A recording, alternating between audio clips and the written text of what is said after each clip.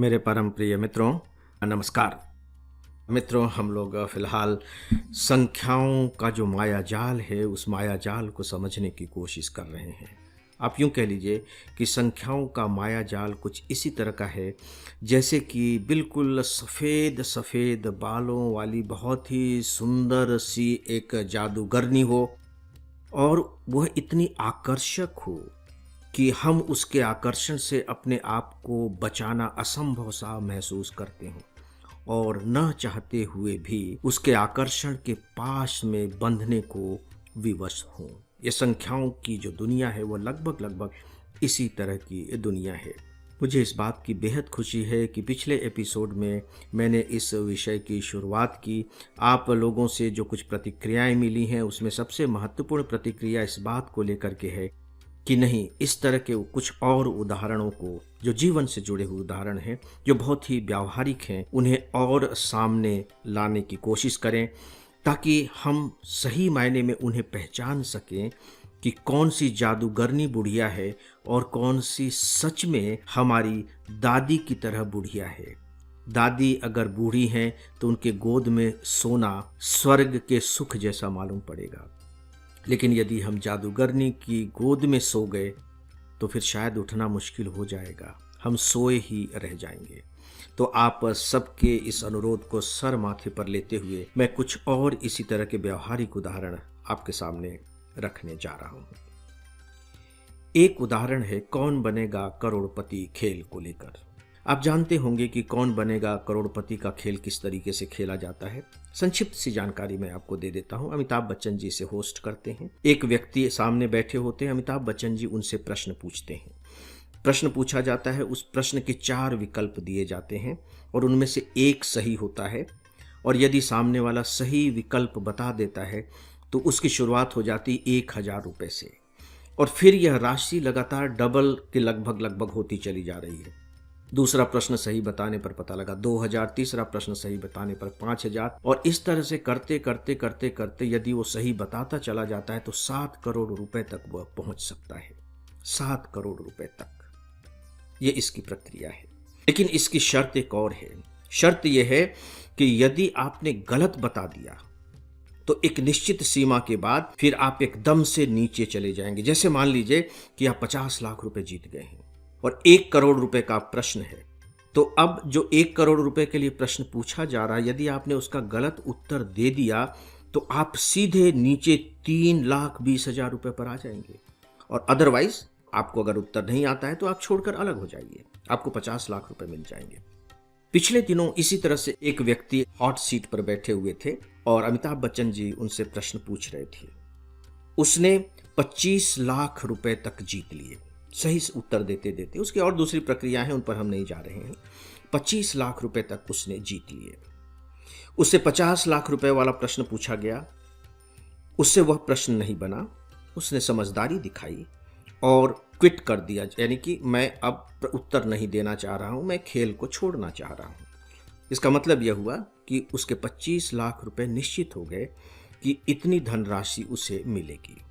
इसका एक पक्ष और है, और वह यह कि जब कोई व्यक्ति इस तरह से खेल से अपने को बाहर कर लेता है तो अमिताभ बच्चन जी फिर उससे एक प्रश्न करते हैं, और वो यह कि अच्छा अब आप बताइए कि इसमें से यदि आपको उत्तर देना ही होता तो कौन सा उत्तर आप देते। हालांकि इसका आपके परिणाम से कोई संबंध नहीं है, आपके 25 लाख रुपए बिल्कुल श्योर हो गए, ये आपको मिलेंगे। तो उसने 4 में से 1 का अनुमान लगाया और उत्तर दे दिया संयोग से, लेकिन उस प्रतिभागी के दुर्भाग्य से वह उत्तर सही निकला। वो उत्तर सही निकल गया। उसको सही मालूम नहीं था, सही मालूम होता तो बता ही देता। उसने चांस लिया और उसका उत्तर सही निकल गया। इसका मतलब है कि उसे 50 लाख रुपए मिल सकते थे। तो जैसे ही अमिताभ बच्चन जी ने घोषणा की कि अरे ये तो आपका उत्तर सही है, उसने अपना माथा पकड़ लिया, अपने आंखों के ऊपर दोनों हथेलियां रख ली और ऐसा लगने लगा जैसे कि उसको चक्कर आ जाएगा। जब उसने 25 लाख रुपए जीते थे, उसके गले से चीख निकली थी, खुशी की चीख निकली थी, आंखों से रोशनी निकली थी। वह क्या बात है, 25 लाख रुपए जीत गए वो। और अब जबकि इत्तफाकन उसका उत्तर सही हो गया है, तो अब उसकी जो हथेलियां हैं आंखों को बंद किए हुए हैं। यूं कह लीजिए कि वो सुबक नहीं रही थी बस, यानी कि अब अफसोस हो रहा था। 25 लाख रुपए जब मिले थे तब वो खुशी के मारे पागल हो रही थी, और अब जिसका कोई लेना देना नहीं है, उनके पॉकेट से कुछ नहीं गया है, कुछ नहीं हुआ है, अब उनको ये लग रहा है कि काश मैंने ये उत्तर बता ही दिया होता तो मुझे 25 लाख रुपए मिल जाते। तो जो नहीं मिला है, सारा ध्यान, समस्त चेतना, सुख और दुख का आधार उस पर हो गया है। ये हमारा जीवन है। हमारा जीवन बिल्कुल स्पष्ट रूप से 2 भागों में बटा हुआ होता है। एक वह जो हमारे पास है, वो यथार्थ में है, वह सत्य है। और एक वह जिसकी हम इच्छा करते हैं, जिसकी हम कामना करते हैं, उसके लिए ठीक है हम प्रयास करते हैं, लेकिन जरूरी नहीं कि वो मिले ही। लेकिन दुर्भाग्य यह है कि जिसके लिए हम प्रयास करते हैं और यदि वह नहीं मिला तो वही हमारा जीवन बन जाता है। हम वहीं चले जाते हैं, और जब हम वहीं चले जाएंगे तो क्या होगा? क्योंकि जीवन तो वही होगा जिसे आप स्वीकार कर रहे हैं। जो हमारे सामने है, जो हमारे हाथ में है, जो सत्य है, उसे हम स्वीकार नहीं कर पा रहे हैं। जो नहीं है उसे हम जीने की कोशिश करते हैं।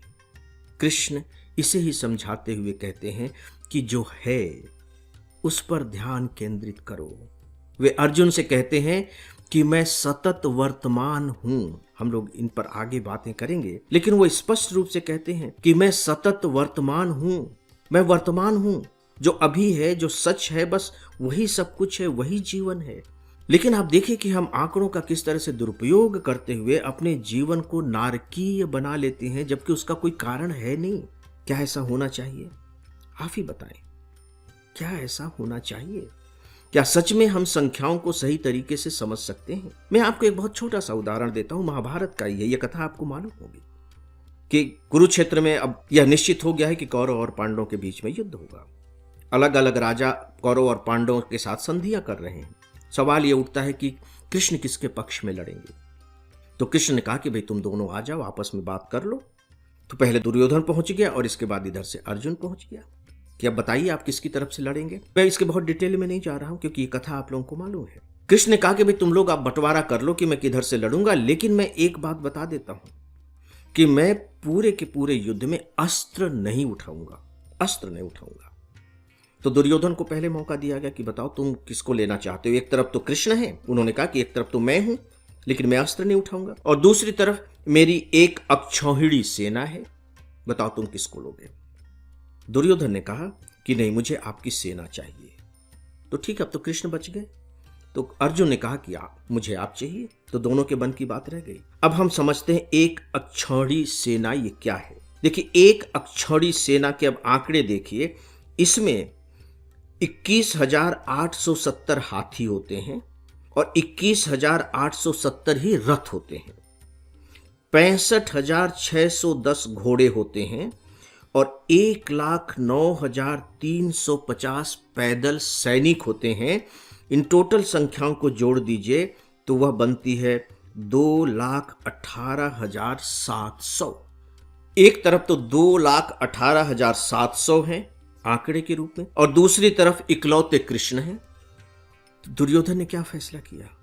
आंकड़ों पर फैसला किया कि हम 2 लाख से अधिक जो आंकड़े वाला है उसको चुने, अकेला कृष्ण, और वो भी हथियार नहीं उठाएगा, ये हमारे किस काम का होगा।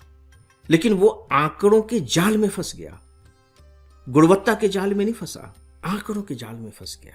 वो कृष्ण के महत्व को समझ ही नहीं पाया, कृष्ण क्या है उनका मूल्यांकन कर ही नहीं पाया। आप पूरे महाभारत युद्ध में देखेंगे कि यदि पांडवों के पक्ष में कृष्ण नहीं होते तो पांडव बुरी तरह से पराजित होते, क्योंकि उस समय की जो बड़े बड़े जो पराक्रमी थे, महावीर थे, वे दुर्योधन के साथ थे, पांडव के साथ नहीं थे, क्योंकि दुर्योधन राजा था। यह है आंकड़ों का माया जाल। आंकड़े दोस्तों हमारे सामने मौजूद होते हैं, लेकिन वे तटस्थ होते हैं, वे कुछ नहीं बोलते, उनसे हम बुलवाते हैं। हम उनका प्रयोग किस तरीके से करते हैं अपने जीवन की उपलब्धियों के लिए, अपने जीवन की संपूर्णता के लिए, यह हमारे ऊपर होता है। तो हमें कोशिश करनी होगी कि हम अपने आप को इस जादूगरनी से बचा करके रखें। अलग नहीं होना है, इनका उपयोग करना है, और ऐसा हम कर सकते हैं। और ऐसा हम कैसे कर सकेंगे, गीता हमें समझाती है, और यही समझने की हम कोशिश कर रहे हैं। अब आप सबसे अनुमति चाहूँगा, मेरा प्रणाम स्वीकार करें। नमस्कार।